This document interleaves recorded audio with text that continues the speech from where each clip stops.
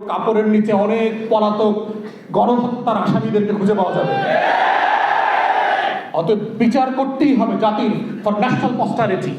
ইনসাফ এমন একটা লড়াই, যদি আমরা বারবার এটাকে ডিসপেন্স করতে ব্যর্থ হই, তাহলে যেটা করবে প্রত্যেকটা জুলুম আর একটা জুলুমের জন্ম দিয়ে যাবে, আর একটা লড়াইকে আপনাদেরকে মোকাবেলা করতে হবে।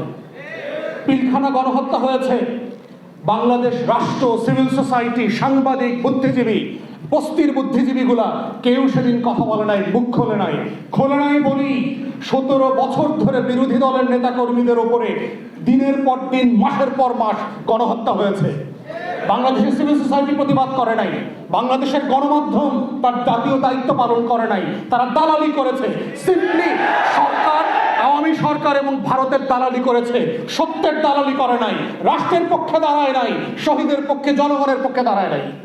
এবং সেই গণহত্যা বিচার করতে পারি নাই বলেই আমরা দেখেছি কিভাবে গুম করে হাজার হাজার বাংলাদেশের নাগরিকদেরকে নাই করে দেওয়া হয়েছে গত 17টা বছর। শুধু গুম করা হয় নাই, হত্যা করা হয় নাই, লাশটা পর্যন্ত মেমোরি, স্মৃতি আকারে শেষ করে দেওয়া হয়েছে।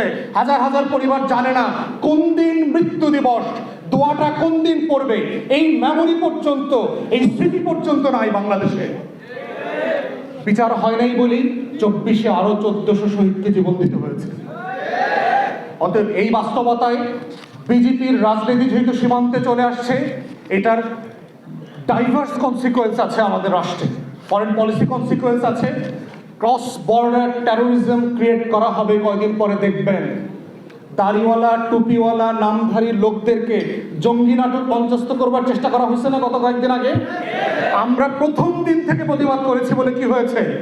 পুলিশ এই নাটক নিয়ে বেশি দূর যাইতে পারে নাই। বাংলাদেশের সেনাবাহিনীকে নিয়ে নাটক করা হচ্ছে, বিমান বাহিনীতে তেহরিকে তালেবান পাকিস্তানের লোক পাওয়া গেছে। তেহরিকে তালেবান পাকিস্তান ভারতের রয়ের টাকায় ফান্ডিংয়ে চলে, এই গল্প কি আমরা জানি না? আমরা হাওয়া খেয়ে বেড়াই। অতএব এই জঙ্গি নাটক, তেহরিকে তালেবান পাকিস্তানের নাটকের খেলা বন্ধ করতে হবে। যেই নাটক ফ্লপ করছে, যেই নাটক সিনেমা হলে গিয়ে কেউ দেখে নাই গত 17 বছর, সেই নাটক আগামী দিনে মঞ্চস্থ করে আপনার শেয়ার বাজারে কোনো দর পতন ঠেকাইতে পারবেন না।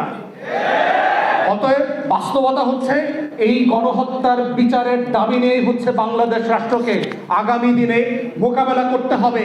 বিজেপির এই হিন্দু ফ্যাসিবাদী রাজনীতিকে আমরা কিভাবে মোকাবেলা করব, এবং ওলামায়ে কেরামের হিস্টোরিক রেসপন্সিবিলিটি আছে।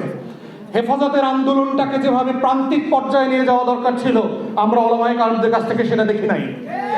এই দাবিটা নিয়ে প্রত্যেক মসজিদ, মাদ্রাসা, পাড়ায়, মহল্লায় যেভাবে সভা সমাবেশ, দাবিনামা উত্থাপন করবার দরকার ছিল, ওলামায়ে কেরামদের কাছ থেকে আমরা সেটা আশা করেছিলাম, সেটা আমরা দেখি নাই। আমরা আশা করেছিলাম যাদের উপরে জুলুম হয়েছে তারা জুলুমের বিপক্ষে প্রত্যেক পাড়ায় মহল্লায় দাঁড়াবেন, আমরাও পাশে গিয়ে দাঁড়াবো, যে একসাথে মিলে এই লড়াইটা করা, বাংলাদেশ রাষ্ট্রের জন্য, ইনসাফের জন্য, আজাদির জন্য এই লড়াইটা করা।